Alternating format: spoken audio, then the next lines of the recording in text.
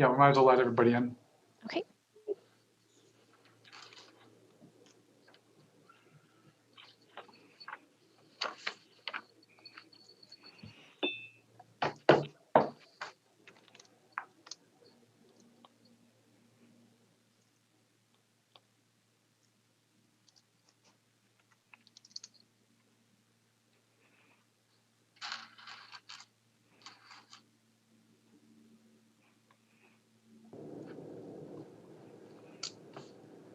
Good afternoon, Michael and team.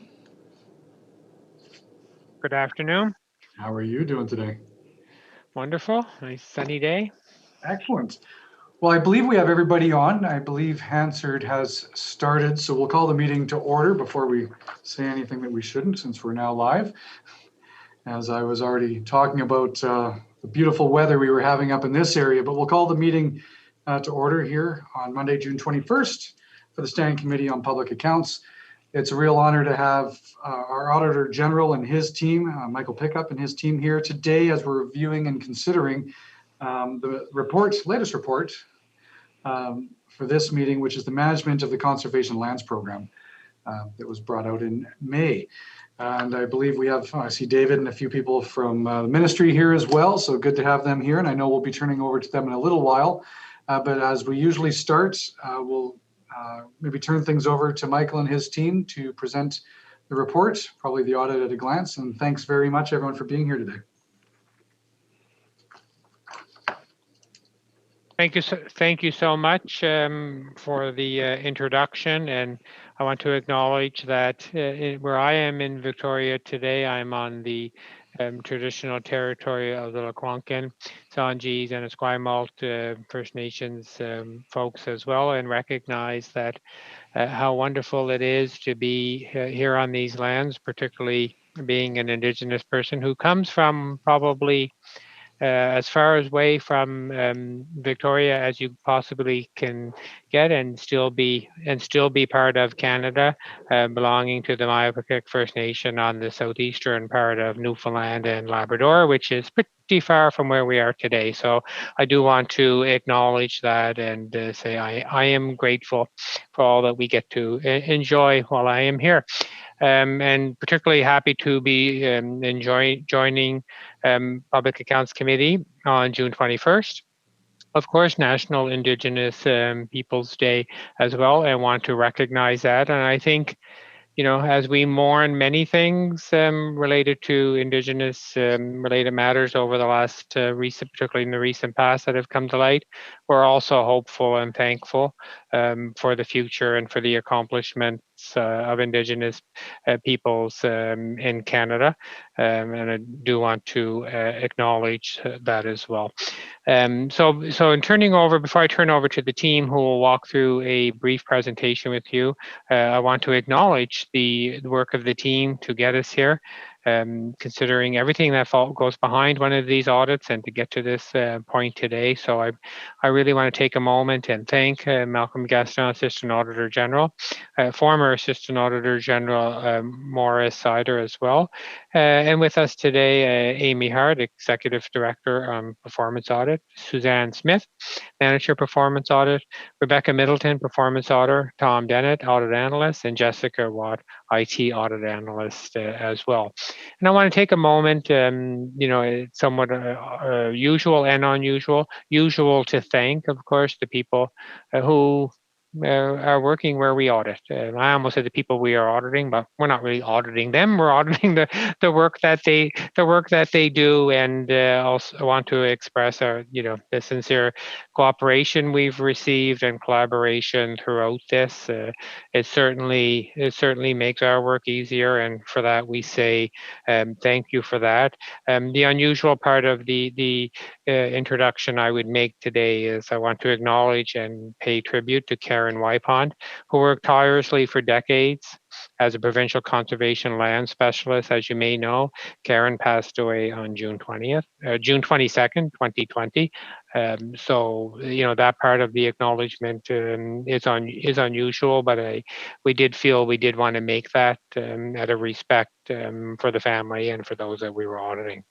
So that's by way of introductions, Chair. I think I'm going to turn it over to the team who will walk through a brief presentation with you, and I understand who are quite excited to take any questions that you may have and comments people may have for us as well. Thank you. Excellent, thank you. Is it Suzanne's going to jump in, I believe? Yes. Okay. Sorry, yes. Suzanne. Thank you. Good afternoon, Chair and committee members. Thank you very much for your interest in our report on the management of the Conservation Lands Program, which was tabled May 11th. I'll walk through the information in the audit at a glance, which provides a summary of the report, including the key findings. If you have the document in front of you, please feel free to follow along. The Conservation Lands Program contributes to government strategy to maintain diversity through conserving some of the most biologically productive estuaries, wetlands, and grasslands in the province. Lands conserved through the program are located throughout the province and include 2 internationally designated wetlands and habitat critical to the Pacific Flyway for migratory birds. If the program is not managed effectively, habitats that it conserves could be harmed, including the fish and wildlife that depend on them. Our audit assessed whether the ministry has effectively managed the Conservation Lands Program to conserve important habitat for the benefit of significant fish and wildlife species. We focused on the period between 2016 and 2020, but also assessed older documents and data as applicable to our work. Overall, we concluded that the ministry has not effectively managed the Conservation Lands Program to conserve important habitat.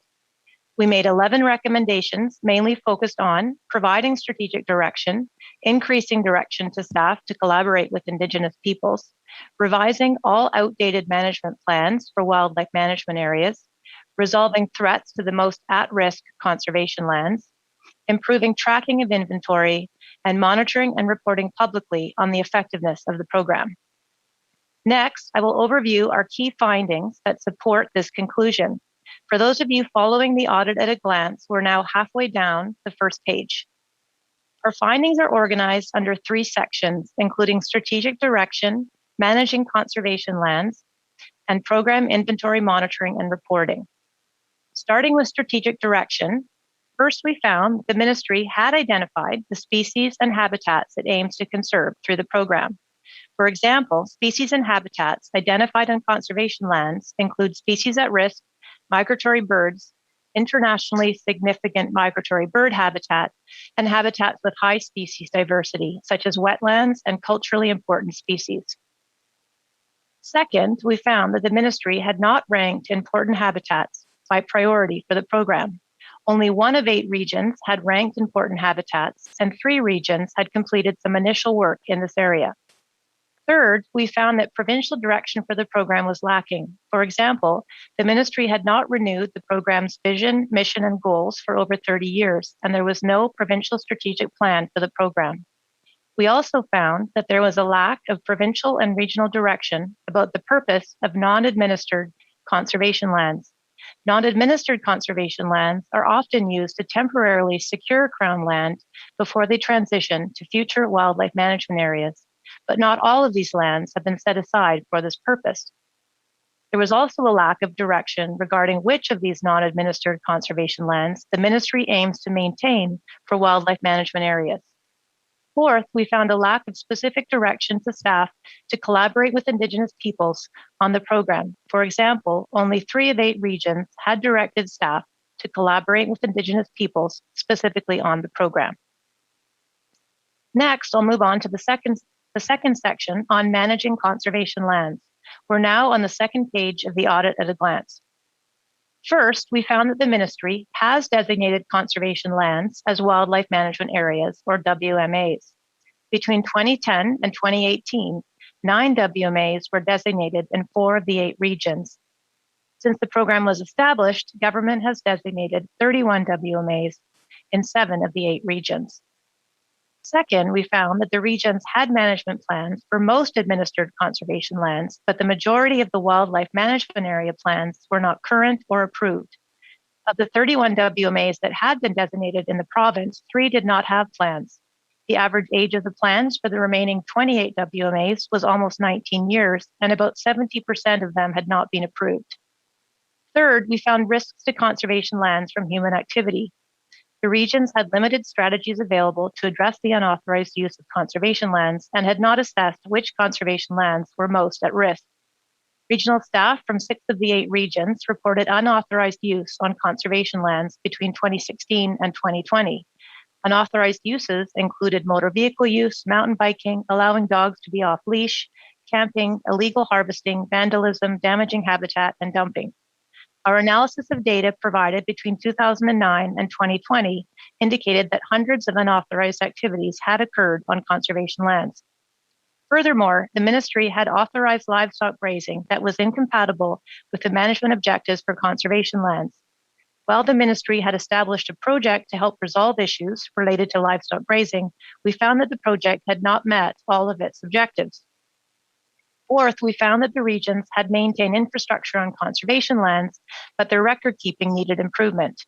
While all 8 regions had recently reported on their maintenance of infrastructure, most regions had not kept a record of their infrastructure on conservation lands, including dams managed by Ducks Unlimited Canada. Finally, I'll walk through the final section on program inventory, monitoring, and reporting. First, we found that the ministry lacked an accurate inventory of conservation lands. Its inventory data was not consistent or readily available. The 3 key sources of inventory data for the program are updated at different times, creating inconsistencies between them. These inconsistencies made it hard to assess which data was accurate. The total number of administered conservation lands was not readily available, and ultimately we could not confirm the total number of non-administered conservation lands. Second, we found that the ministry had not monitored or reported publicly on the effectiveness of the program because the program lacked performance measures and targets against which to assess its progress. Despite the lack of monitoring and reporting at the program level, the regions had monitored and reported publicly on the effectiveness of their site-level conservation work. I would like to highlight the 3 questions that are included in the audit at a glance for readers to consider as they review this report. This concludes my presentation. I would like to thank the dedicated staff at the ministry for their support and cooperation through this audit. Thank you very much, and I will turn it back over to the Auditor General. Thank you, Suzanne, for that summary. And so, Shara, we weren't going to add anything else. We were going to leave it at that, if that works for now. Okay, thank you, Michael, and thank you, Suzanne, for that overview of the report. That's much appreciated. With that, we will just turn over right away then to David Muter, Assistant Deputy Minister with Resource Stewardship Division within the Ministry of Forest, Lands, Natural Resource Operations and Rural Development. I have to remember to add that part now, David. But good to have you here, and I know you have a bit of a presentation to run through for the committee as well. Sure, thank you, Chair. And maybe just a quick question on timelines. How much time would you like for this presentation? I understand quick, but 5-10 minutes? That's more than fine there, David. I've had a look at it. I've seen the slide deck. I'm sure we have lots of time to go through that and still leave lots of time for questions. Thank you. Okay, good. Thank you. So David Muter, ADM for the Resource Stewardship Division. And with me today is Christina Waddle, who is our Conservation Lands Program Specialist. First of all, my thanks to the Office of the Auditor General and their staff. In audits that I've participated in the past, this one, a very collaborative, very professional staff. And it was, I really appreciate the work that they've done on this one. I'll go quickly through the presentation, and I'm assuming folks have it up on their screen, and I'll just call out slide by slide, leaving lots of room for questions, as I'm sure there will be some. Oh, there you go. You've got it. Good.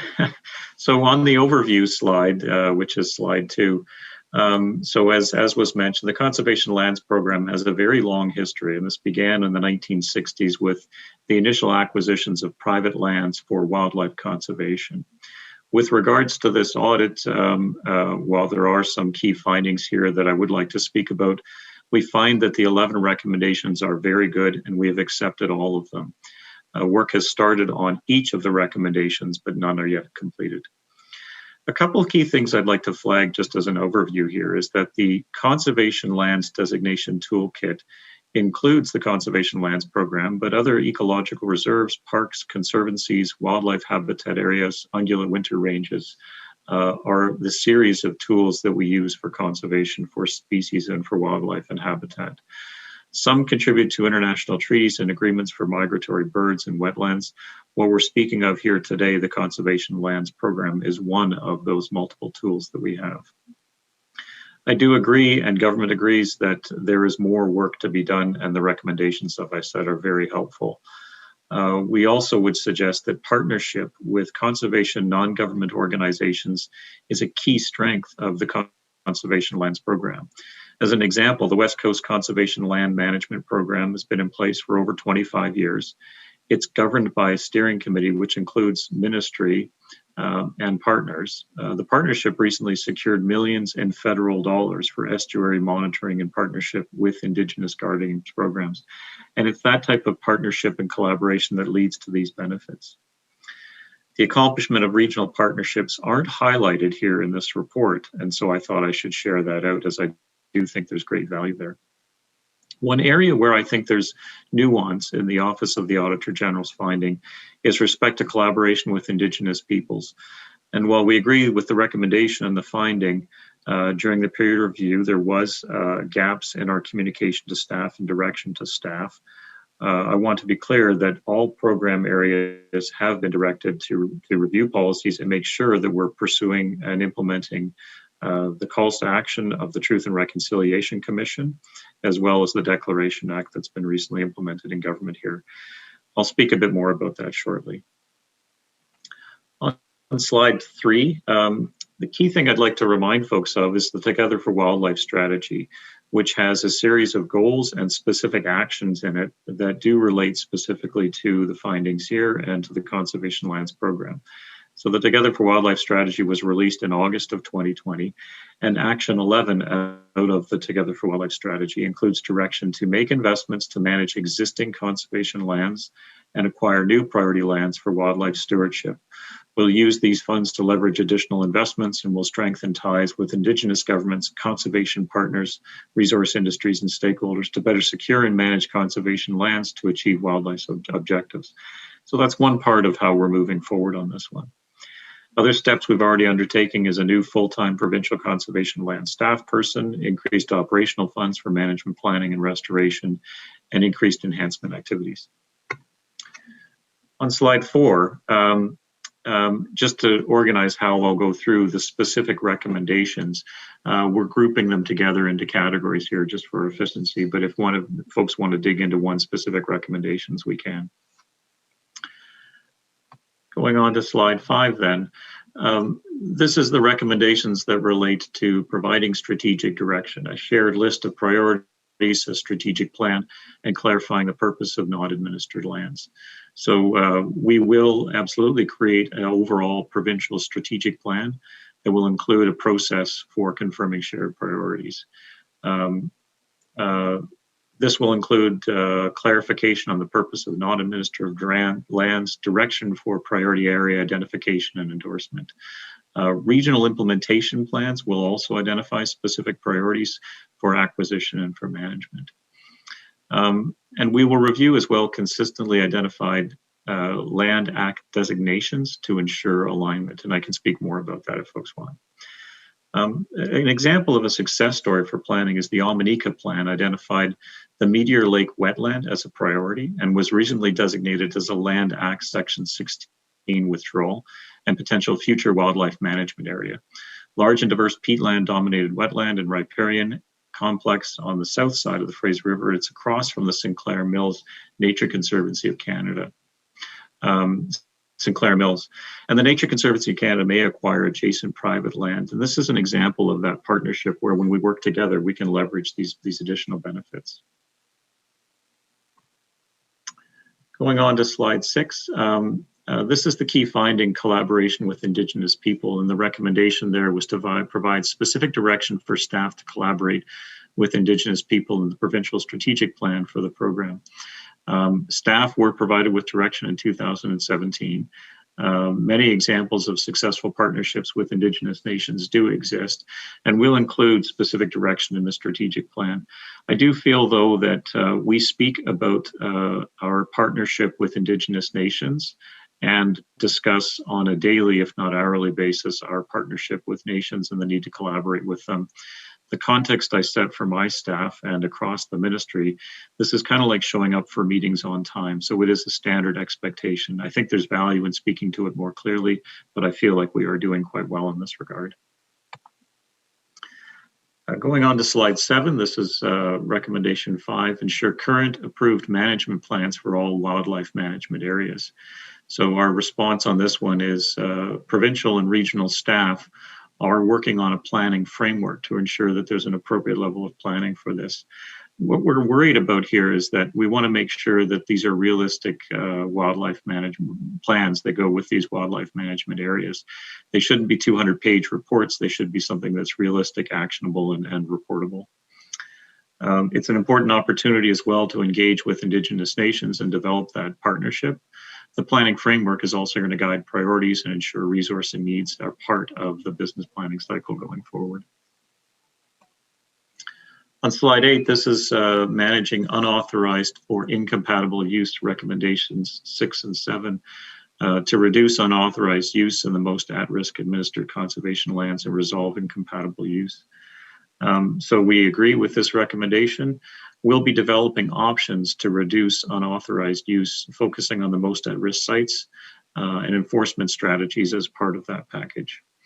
We'll work on a plan to resolve remaining overlaps in collaboration with conservation partners and the range branch.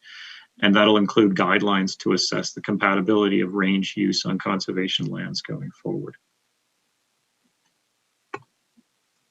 On slide 9, this is about improving data and tracking on recommendations 8, 9, and 10 regarding inventory, accuracy, and tracking of infrastructure and data. Our partner, one of our partners that we work with, Ducks Unlimited Canada, will play a key role in this. We'll work with regional staff and create a plan for how inventory should be tracked. We'll meet with Ducks Unlimited Canada to update information on water control structures, as they're a key partner with that regard. We'll continue to work with the Crown Lands Registry and GOBC to build a data and information management procedure to assess the conservation lands database. And this will also include tracking on non-administered conservation lands. And that relates to recommendation 3, systems to be updated as appropriately with regards to strategic planning. Recommendation 10, slide 10, monitoring and reporting. This relates to strategic planning. Any good strategic plan would include performance measures and targets. That's a good place for us to report back on. And we think this is a great recommendation from the Auditor General. It'll be part of the implementation of the Together for Wildlife strategy, which will have a performance management framework in it, and this will be one subset of that. And then the last slide in summary, again, this is one toolkit that we use. We look at it as being, well, it's quite a small toolkit, probably from an overall budget perspective. As you saw in the Auditor General's report, it's about $1 million in the program, not including staff. That's quite small in overall context of $43 million that we spend on wildlife. But given the partnership model that we have and the lands that are administered under the program, it's probably one of the more critical ones. So it carries much more importance than that limited budget amount. And so with that, we think it's a critically important one to pay attention to.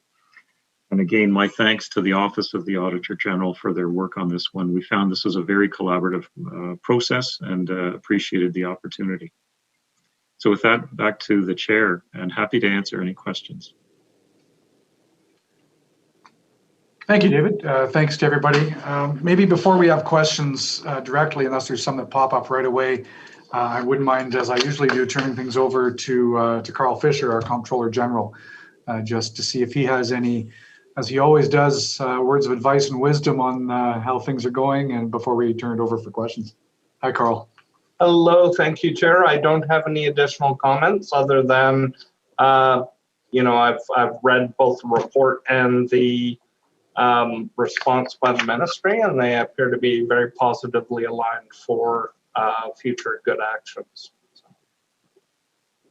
Excellent. Okay, thanks, Carl. So looking to the committee then for questions. You can raise your hand or put the hand up as you normally do. Maybe I'll get things rolling. Probably to David first. I have a couple of questions. First of all, on recommendation 5, and I understand the timelines that can sometimes come into play. Why do we have a target date for the management plan of 2029? So we're talking 8 years out. Again, I understand that maybe the complexities, but I'd love to hear from you, David, of what the objectives are hoping to achieve, why it would take that long. Yeah, a great question. So that's quite a ways out there. I think the first step is to have a framework that would include the prioritization, the criteria, and the annual targets. And so the target date for that framework for wildlife management areas is 2022. And then from that, it develops into priority order at a regional scale.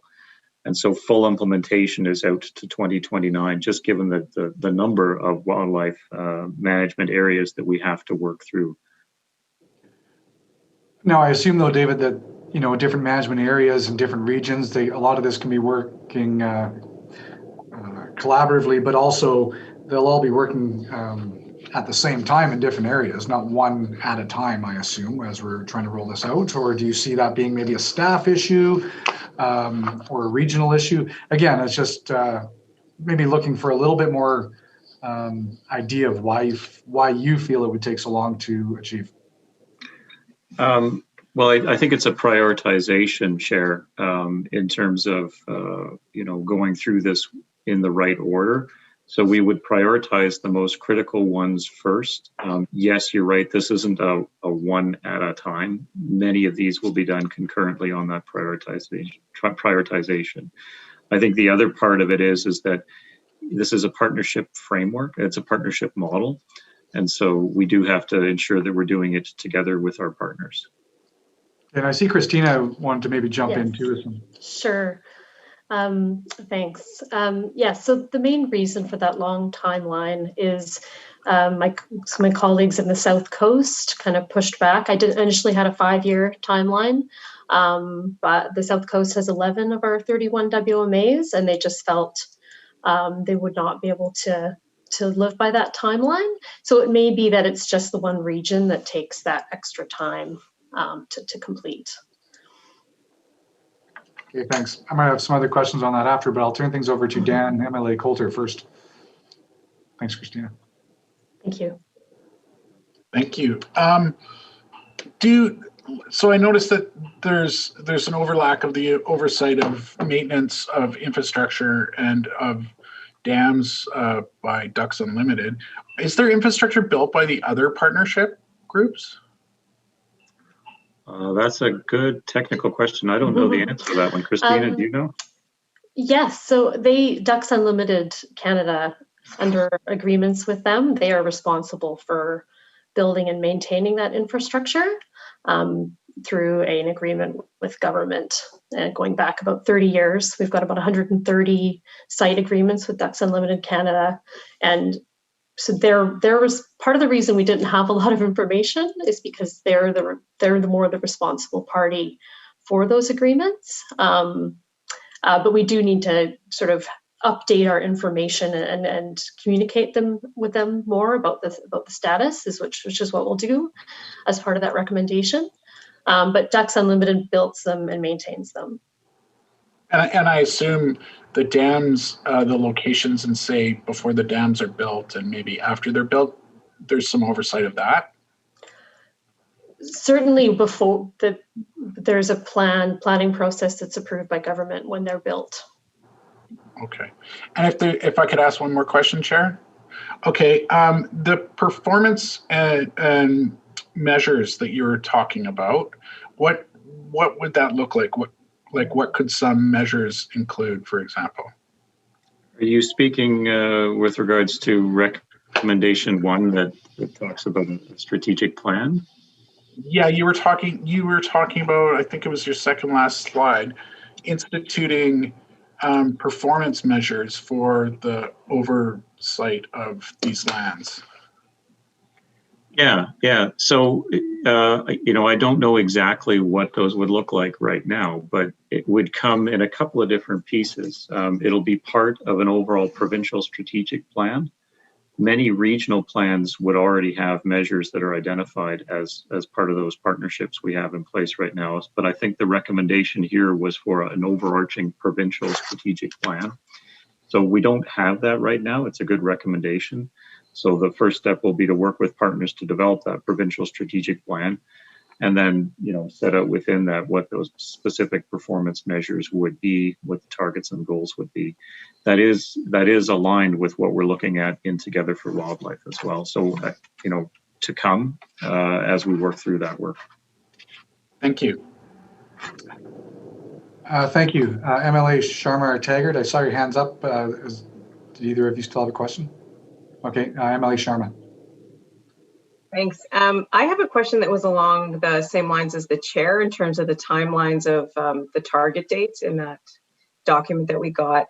And I guess I'll focus in on one, and then maybe it's a more general question. Like, I guess the feedback from the Auditor General's office on whether the target dates seem reasonable in terms of responding to some of them. And I want to call particularly on the one about collaboration and discussions with Indigenous people, because it seemed like in the Auditor General report, it was talking about limited direction to staff to collaborate with Indigenous people, and the target date was 2023 for a plan. So my question is that what happens now while we're waiting for that? Are we stepped up already in terms of directing staff to properly discuss or consult with or collaborate with Indigenous people before 2023? And is that 2023 target reasonable and acceptable given the status of it right now?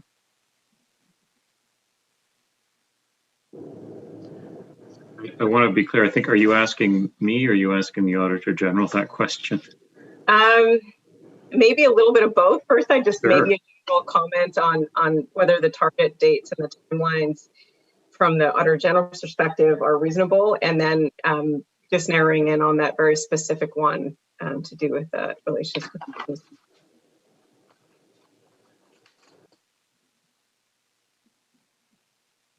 So, sorry. So maybe perhaps you want us to comment first, and so yeah, I mean, it raises a good question, right? We do these audits, we come up with recommendations, and you heard the response to the recommendation both in the report and from David as well, that recognizing things were happening, but there are more things to be done as well. So I think in terms of whether the response on the timelines that the government is outlining in terms of the amount of time to do this, I think really, that is, and demonstrates one of the values of these audits is, we produce this audit, government responds, there's a discussion around the response rates, then I think really, it is up to elected people, it is up to committee to then say to government and have some discussion on whether you think that is a reasonable response. I get your point on this one that,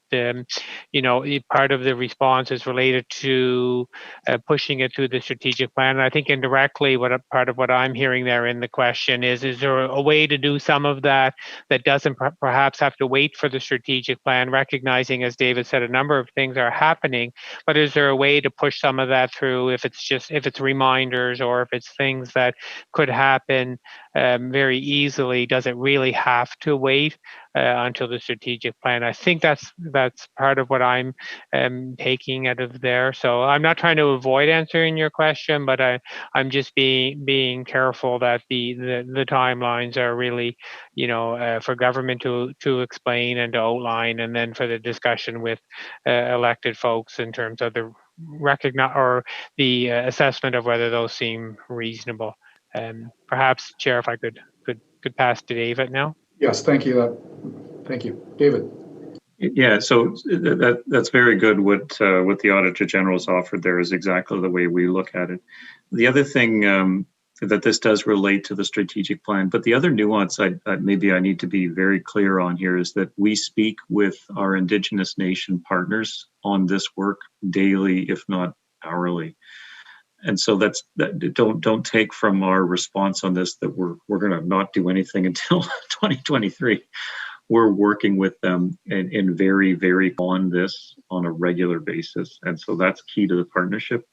The date that you have there for recommendation 4 aligns to what is in recommendation 2. So that's the point at which we'll have a strategic plan that will have had development and say and input from our Indigenous nation partners. And so at that point, we can say then that we've worked through, we've agreed upon a strategic plan together. Thank you. Nikki, any follow-up or are you okay?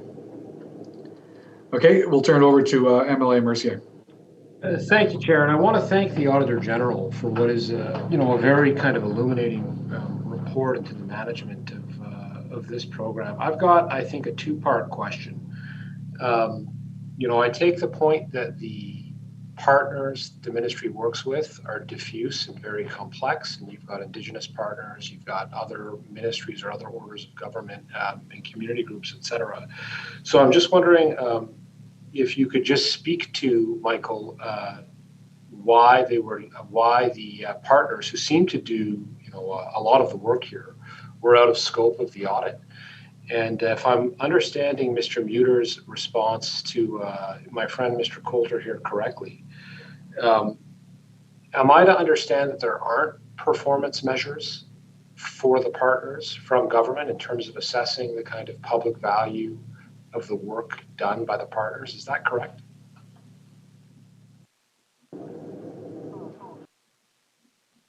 So two questions I'm hearing there.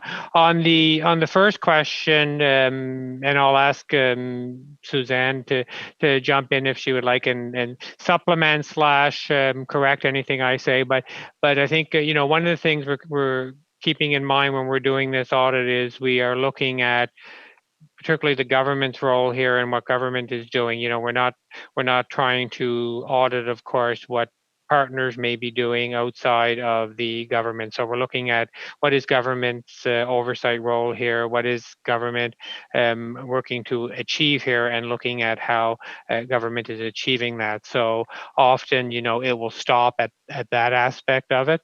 So maybe I'll pause there before we get on to the second question as well and ask Suzanne if she wanted to add anything there.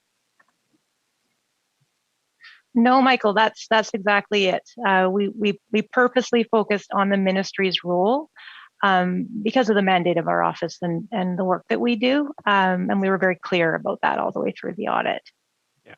Okay. Thanks, Suzanne. So then on the second part of that, or the second question related to that, in terms of perhaps it's the oversight by government of performance measures that the partners may have, and the structure of how government and this program is approaching looking at that.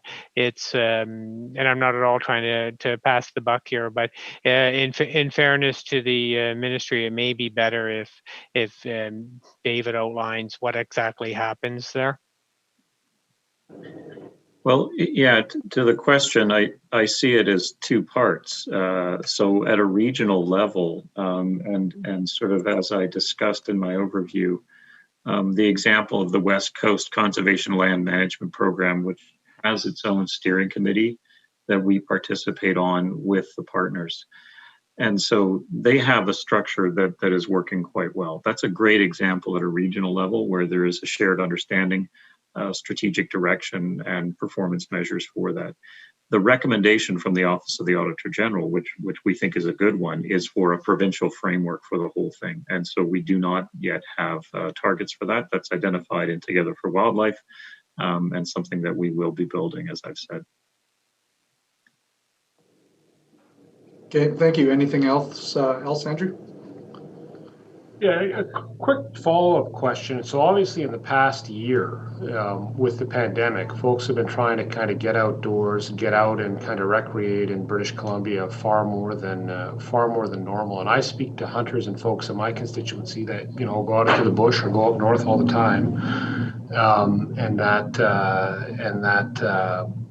you know, say they've seen more people out and about kind of in the backcountry than they ever have. So I'm just wondering how you know, if you can speak to the veracity of that, but also what the ministry's, how the ministry is handling unauthorized activity in these areas. Well, from the first part of your question, are more people getting out there? Yeah, absolutely. And we see that in fishing and hunting during the pandemic. It was great to see. You shut down movie theaters and bars, and my goodness, watch people pick up a fishing license really quickly. In fact, the number of British Columbians getting a fishing license more than made up for the loss in foreigners coming to British Columbia getting a fishing license. So the volume of British Columbians participating and getting out has definitely increased, which is great to see. Anecdotally, I'd agree entirely with your comment that folks are getting out and taking greater advantage of wild places in BC. And so I think that's a good thing. Where that ends up after the pandemic, I'm not sure. It's probably too early for us to see where that's going. But in terms of how we consider that going forward in the management here, and to your question on use, you know, conflicting use or inappropriate use of conservation lands, unauthorized use or incompatible use, there's several enforcement options that we can use there. I think signage and communication are usually the most effective tools here.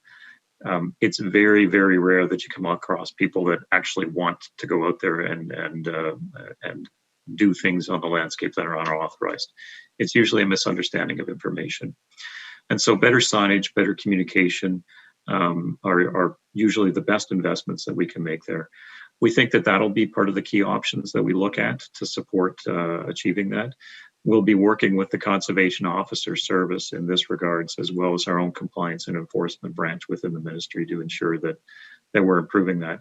There may be regulatory tools that we have to pay attention to. There may be management planning that we have to communicate to partners and to users on these lands. We don't know quite exactly what they are, but the commitment here is to develop options for that. Okay, thank you. I'm going to move over to MLA Taggart. Thank you very much, and thank you for your presentation today. And I know that British Columbia is a pretty big place, and everyone wants to be out and enjoying the wilderness. I want to speak to this from the place where I feel sometimes we're looking at certain species and we're managing them into extinction. And I will use, and that is not to say that everyone doesn't have the best of intentions, but I look at things like steelhead, and I look at you know, the caribou in the north, and I hear from constituents about species across British Columbia. And I wonder, when we are monitoring the amount of dollars and the number of programs that are in place to try and save certain species, when we talk about how we evaluate programs, how many more fish are there? I understand evaluating process, and I understand the process is really important. But in the end, if we're all managing process, who manages the fish? And that might be a totally off the wall. You could explain it to me, and I'd be comfortable with your response, but my thought is we're spending a lot of dollars, and we're looking at processes that need to be strengthened. There's no doubt. But my question in the end is, what does it mean to the species that we're trying to help? Well, Thanks, Jackie. Okay, sorry, go ahead, David. That's a great question. That's a huge question, and I didn't come fully prepared, but let me try. So I think the way I take your question is let's be careful that if we just build processes and have the world's best processes, but aren't actually achieving outcomes for the wildlife, for the species themselves, who cares if the process is perfect? Yeah. So great question. Two places I would look to. We have a distinction in the way we think about species at risk recovery versus broader wildlife management objectives in the province. And the reason for that is often with species at risk recovery, you need to take that emergency room approach where you do some drastic things just to make sure that the patient gets stabilized so that you can then apply broader management techniques to get them back to being fully healthy. So species at risk recovery, like the Provincial Caribou Recovery Program as an example, do have some specific tools and measures that they apply. We put in place temporary protections. We put in place ungulate winter ranges, wildlife habitat areas, other management techniques. We do undertake predator management. We do manage winter recreation. And we do that in partner with Indigenous nations and communities across the province. Those are done fairly quickly, and we try to do that in partnership wherever we can in order to make sure we're stabilizing those populations. On a broader wildlife perspective, Together for Wildlife is the framework that we're using going forward to achieve wildlife objectives and the specific actions that are going to support those objectives within that. One of the goals and one of the specific actions, and I can't recall the number off the top of my head, but I'd be happy to follow up with you afterwards, is to improve regional planning and community involvement and setting targets and objectives for wildlife within those communities. And so that's where we would see communities getting more involved at a local level on setting targets and participating, so that we both have a process, but we're also getting better numbers and better outcomes for wildlife. Overall, the provincial investment in wildlife is about $43 million. On top of that, there are specific investments for species at risk recovery. Caribou is about $10 million. There's a few others that we have specific investments for. But for the non-species at risk category, it's about a $43 million investment. On things like steelhead, as you asked about that, it does get significantly more complicated as there's shared responsibility between us and the federal government. We have to do our part. We seek partnership with the federal government to do their part as well. Mike, just to follow up, if I might. Thank you very much for that, David. I think that as we have this conversation and we talk about, putting processes in place that are strengthened and measurable, that the open, transparent, collaborative process is one that we must strive for. The other thing that is very curious to me is that in government, we have a tendency to work in silos. And when I read a report and, as we transition into different processes, I'm always amazed that we would have one ministry that would use land in an incompatible way with another ministry, and that there would be processes and people with good intentions and feeling they're following the rules receive permits and that sort of thing, and we all know what that means in community, etc.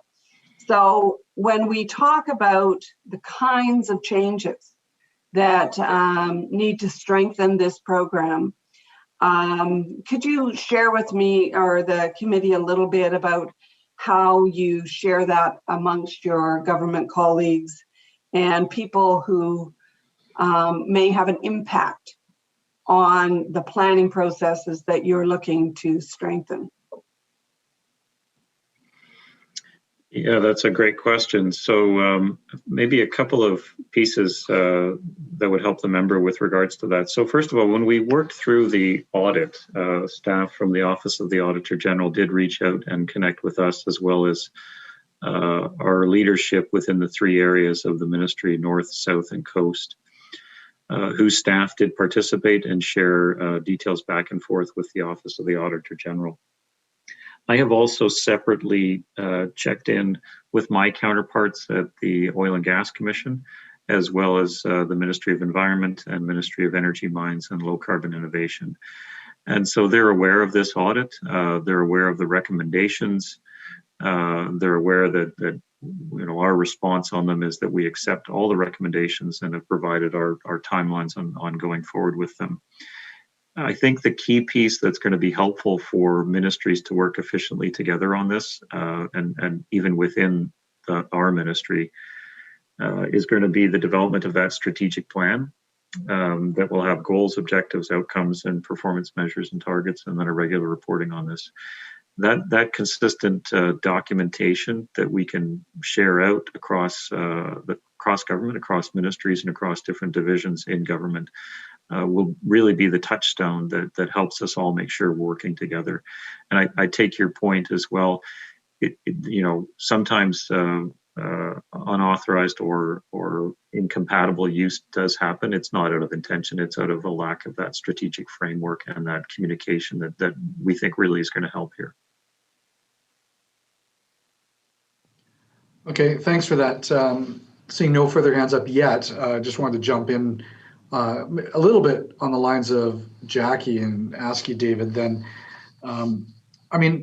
strategic plans are great.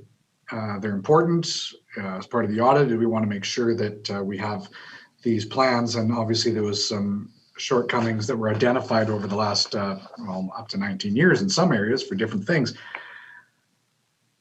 I think you would hopefully agree with me, David, though, that strategic plans, especially with this specific topic, almost also has to be a living document.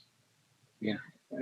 Because you can have some great intentions, goals, and objectives, but I would argue on a weekly, monthly, yearly basis, especially when we're talking about our wildlife, we talk about the steelhead. To Jack's point, it's great if we have a great plan, but that doesn't mean anything if our intended goals and our wildlife are going extinct while we have a great plan.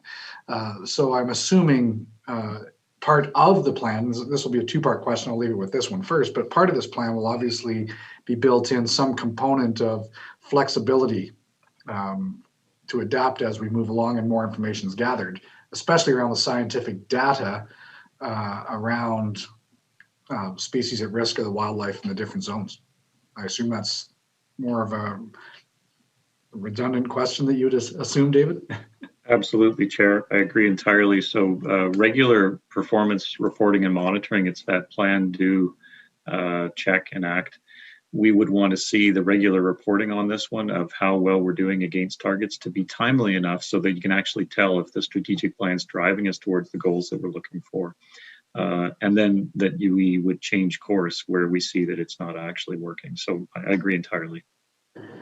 Thank you. And maybe not for an answer from you, but more of the commentary that comes to myself, and I know a lot of my colleagues, is around basing our decisions around scientific data that's collected is so important, because we find decisions can sometimes be made for, maybe I'll use the term for political reasons, but it's really, we want to make sure that science drives a lot of the information and the decisions, I'm assuming, as we're rolling out strategic plans.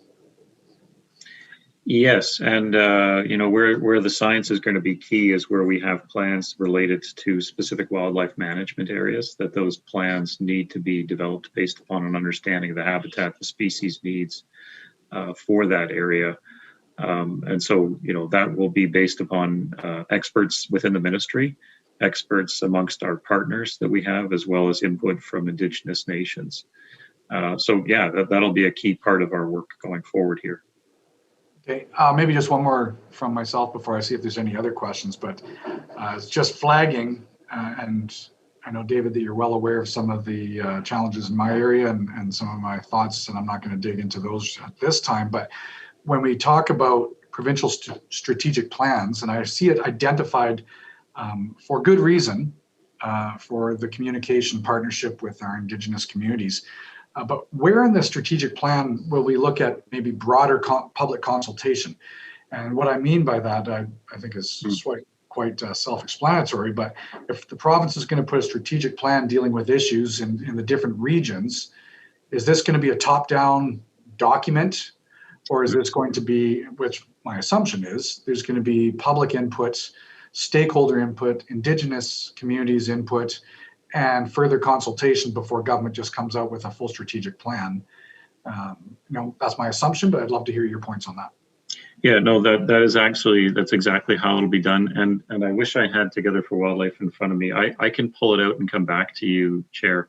There's a specific action in the Together for Wildlife strategy that speaks to the development of those regional plans, the participation of local governments, regional stakeholders, and that'll be the process that we'll be following. So I'll go back and find that specific action item in the Together for Wildlife strategy and share it with the committee if that's okay. Okay, thank you. Appreciate that, David. Thank you so much. Any other questions at this time? Well, we'll have a chance when we do the action plan and progress assessments as well, as we see the report out on that, to ask further questions, I assume, on this rollout. I think this is a really important audit that was done. It's quite timely, and I want to thank Michael and his team. I think this is one that the public, especially a lot of the stakeholders, when you talk about Ducks Unlimited, possibly the BC Wildlife Federation and others, a lot of the sportsman clubs, groups are really going to be paying attention to this, to see what the plans are, how it's going to be rolled out, what the objectives are as well. I think, David, you're quite aware of that. And so, again, thank you then if there's nothing to add, Michael, maybe from yourself. If I could make one quick comment or two quick comments before moving on. Genuine thanks to the committee members for the questions and the interest and substantive questions that were asked and interest in the topic. Certainly, it gives us here at the Office of the Auditor General, who are in the business of doing audit full time, it makes us feel like we're doing our job to help you do your job when we see this kind of thing happening. So it excites auditors. So I want to thank all the committee members for that. I wanted to thank David and Christina for the comments they made today, and particularly I think, David, the comment about sharing these audit results with your colleagues across government. And knowingly we can't be everywhere auditing everything government does, but if you look at some of the takeaways of this audit, you could put this in many programs or areas to say, three things that stick out in my mind, is the strategic direction happening in program? And you could fill in the blank on program X, program Y, program Z. Is the strategic direction there?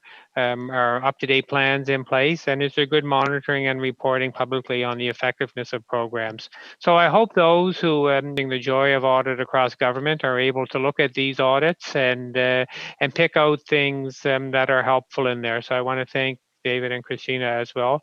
And again, thank the team for the work that was done, and particularly onboarding me into this process last September and welcoming me onto the team. So I want to thank the team once again as well. Thank you. Excellent. Thank you, Michael. And thanks for your enthusiasm of trying to get so many people excited about auditing and auditing processes. Not something that a lot of people have been successful at, but you've been doing a great job of getting people engaged with not only the committee, but with the other different witnesses and ministries. So thanks for that. Before I look for a motion to adjourn, if I don't see any other questions, I just want to look to the clerk, to Jennifer, to see if we've missed anything, as this was the only thing on the agenda for today. I see a no. So I don't see any other further questions. So again, thank you everyone who attended, and just from a committee member, a motion to adjourn. MLA Coulter, all those in favor? Opposed? It's carried. So thank you, everyone.